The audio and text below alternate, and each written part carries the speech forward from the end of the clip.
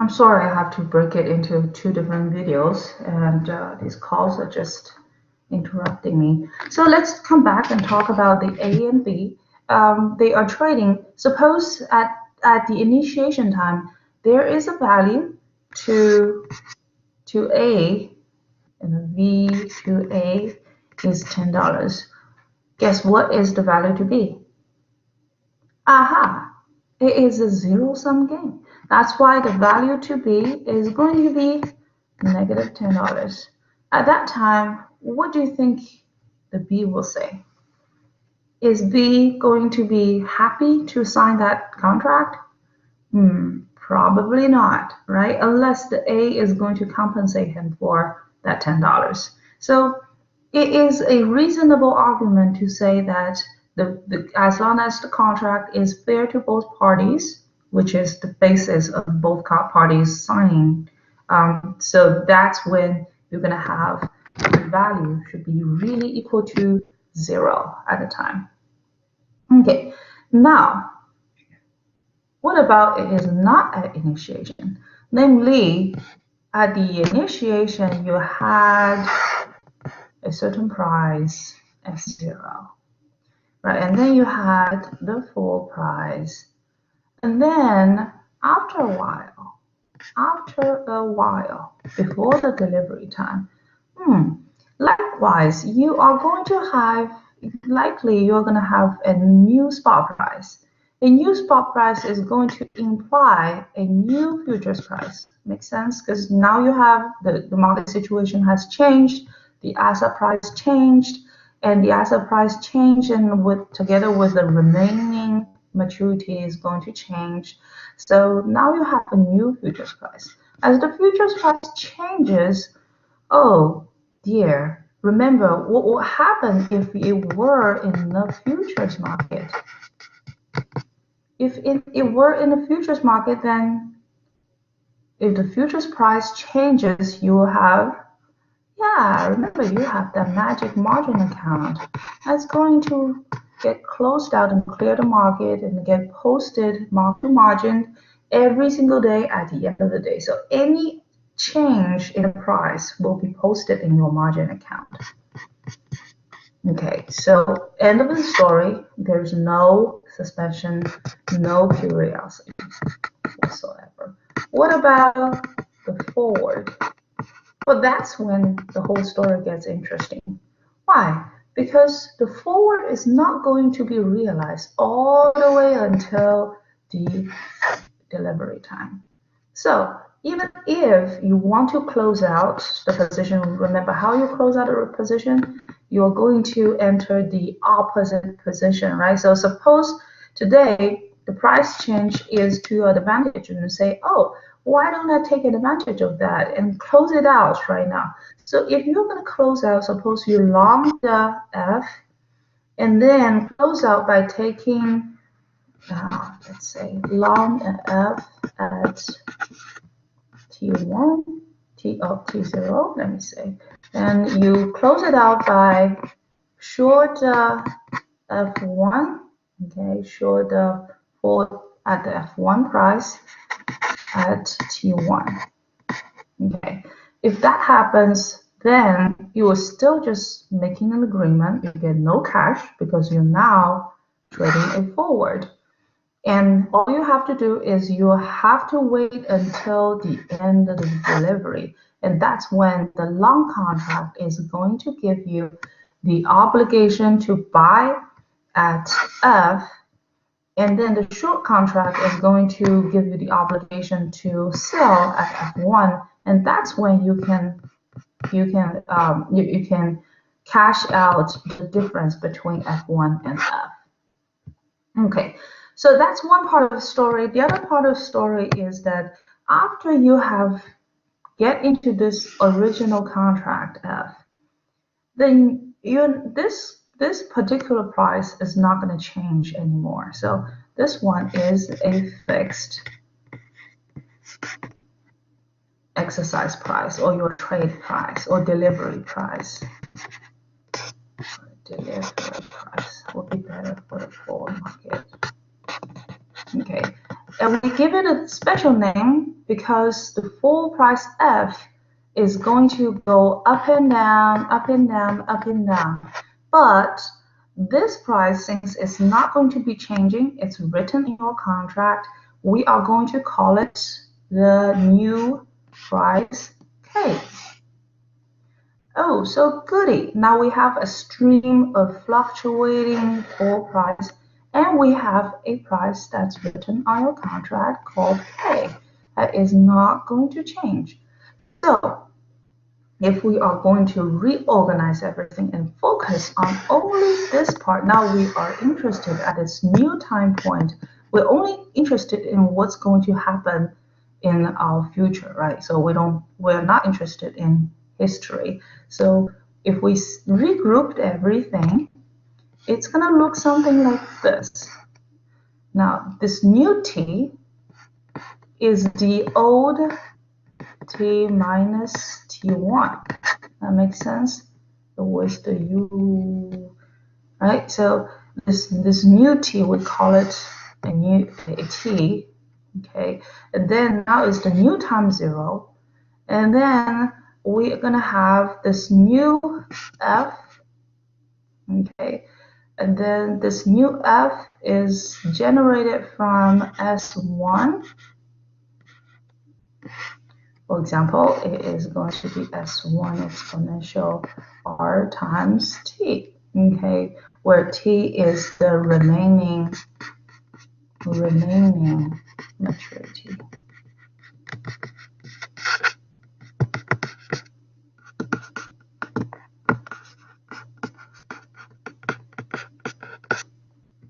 Now, when we have that, we're getting close. And because, remember, we talked about in the previous screen, we say it should be the difference between the two contract prices. One of it is the new price, the other one is the old price, which is written on your contract. Your delivery price is not going to change. Then we're going to take that and assume it will be realized at the end of the delivery. That makes sense. So we assume that it's going to be delivered at that time. So at today's day, at today's time, we're looking at it at this particular time point, then all we care is the present value of this F minus K that is going to be realized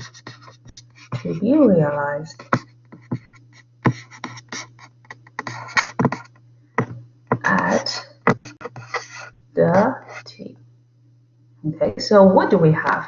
We're going to have this formula saying that the value of it, which is going to be from the present value of F and K to be realized at T, and we're going to calculate that as the continuous discounting present value, this exponential minus RT. That makes sense? So I was trying real hard to explain. Notice that this negative sign here is what really gets it peculiar.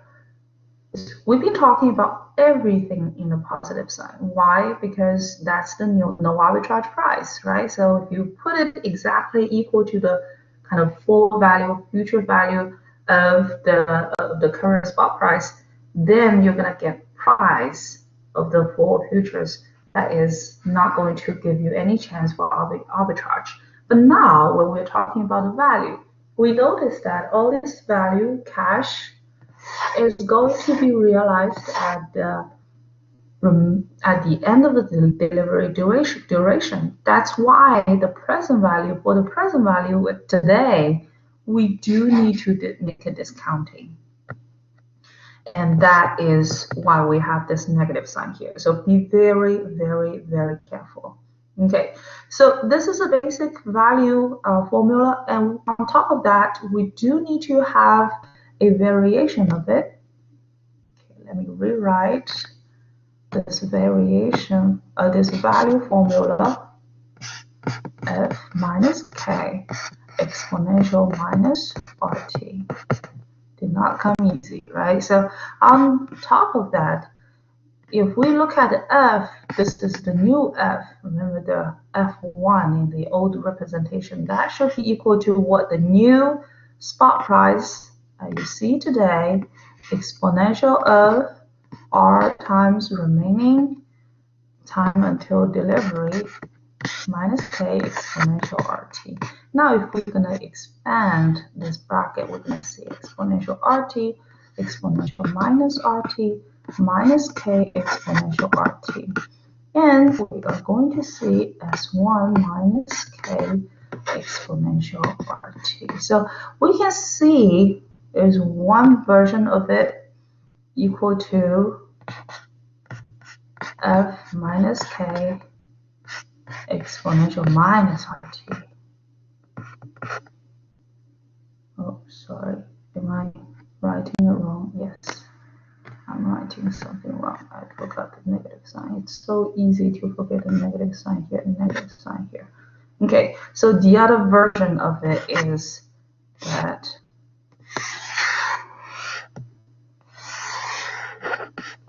and look at these two brothers. They really look alike. Except for when you're calculating that one, make sure you calculate this part first. Okay, according to the rule of calculation. You're going to take k, multiply it by the exponential, and then subtract that whole thing from S1. On the other hand, if you calculate the black version, then you're going to take the bracket first and then multiply by the exponential.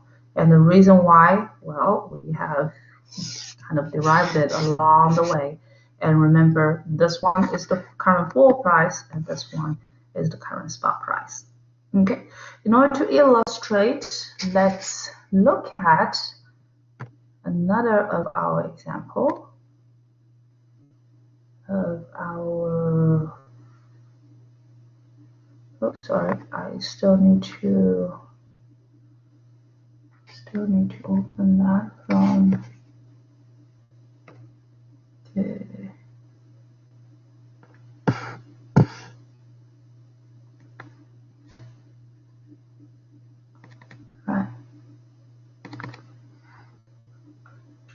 that is the topics. Okay, good. So we are going to open and close this one and share the application, just an application, this one, share. Okay, so we are back to the screen again, and assuming that you're doing okay for all the mark-to-margin question, the optimal hedge ratio 2 and 3, we're going to talk in a little bit of bank quotes and things, and then now let's look at this particular question, question number 5. Okay, what does it say? It says a 2-year long forward contract on a non-dividend paying stock is entered into when the stock price is 80. So S0 is equal to 80. Risk-free rate of interest is equal to 4% per annum with continuous compounding. First of all, what are the forward price and the initial value of a forward contract? So the forward price in this case is going to be S0 times exponential of RT, right? So 0.04 times what? How long? RT is equal to 2, and don't forget that, equal to 2. Okay, so we take that times 2.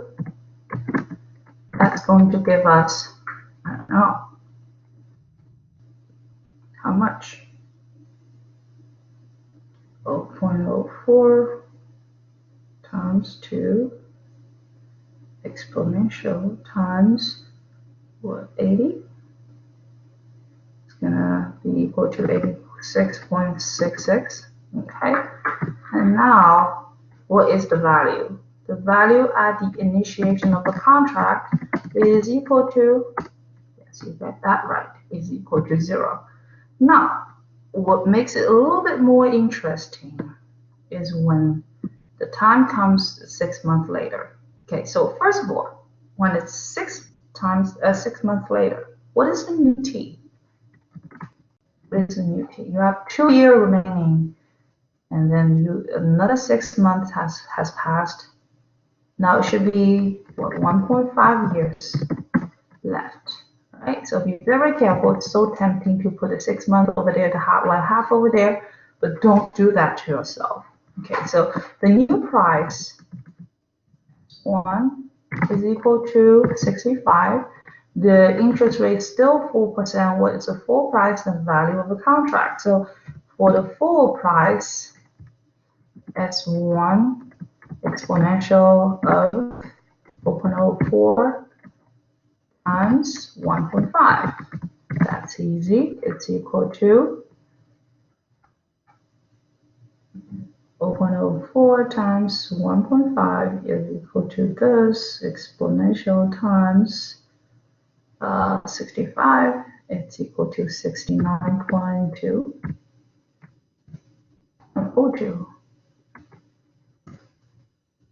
Okay. Now comes the question of the value. The value is equal to either you do the new full price minus the strike. Okay, what is the K here? Oh, goody. We calculate that one in the previous step, right? The K is the answer of part A. Yes. Oh yeah, I'm putting it here in a confusing way. So I should put in a 1 and 2 here. So part A, we had the K equal to 86.66. That's this particular value right here. Okay, so the new F is the answer in the part 1. Okay, lots of people start shaking at this point. They're like, hey, what does that mean? Hey, won't that give it a negative value? Well, remember this negative sign. Remember this negative sign. Be very, very careful on the negative sign. So, will this value be equal to negative? Will it make sense to make it negative?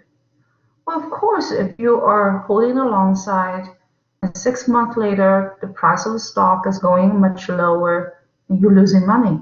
Huh, duh, right? So, on the other hand, if 6 months later, you're gonna the price increases, that you are going to gain some value on your contract. That's what it means by after a while, the value of the contract is not going to be equal to 0. So if the long side is having a negative value, what about the short side? The short side, yes, are going to have the exact amount, except for it's going to be a gain.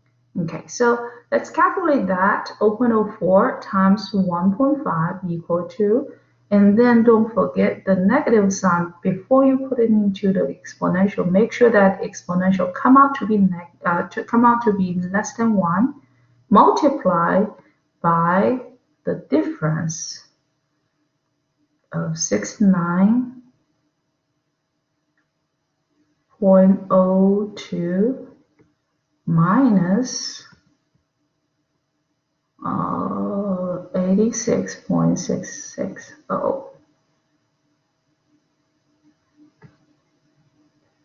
Right, is negative 17.64. Okay, then it's going to be equal to 16.613. That looks like a weird number. Let me double check. Okay, so it is going to be 0.04 times 1.5 negative equal to exponential times the bracket of 69.02 minus 86.66 bracket equal to, yeah, okay, yeah, that's right.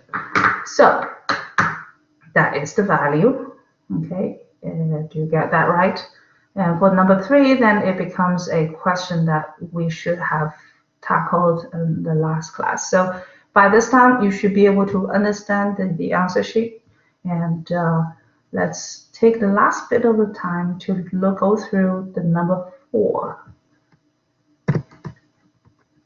The number 4 says that it has interest rate of 8% per annum with quarterly compounding. What's the equivalent continuous rate? What does that mean?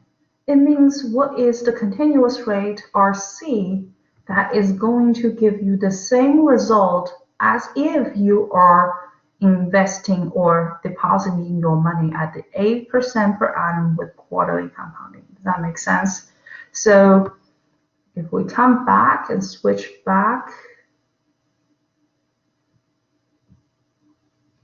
to the whiteboard, okay, so now we have an 8% of interest rate, and we want to know what is the equivalent continuous rate. Okay, so then if we deposit $1 into the 8% quarterly for 1 year, it should be the same as 1% deposited in RC continuously for 1 year. So that's the logic. If we have $1 compounded by 8% the quarterly frequency of 4 times up to the power of 4 times frequency times 1 year, it should have the same event, a result as if we are depositing this $1 to the continuous rate RC at 1 year. Okay, so now we can solve.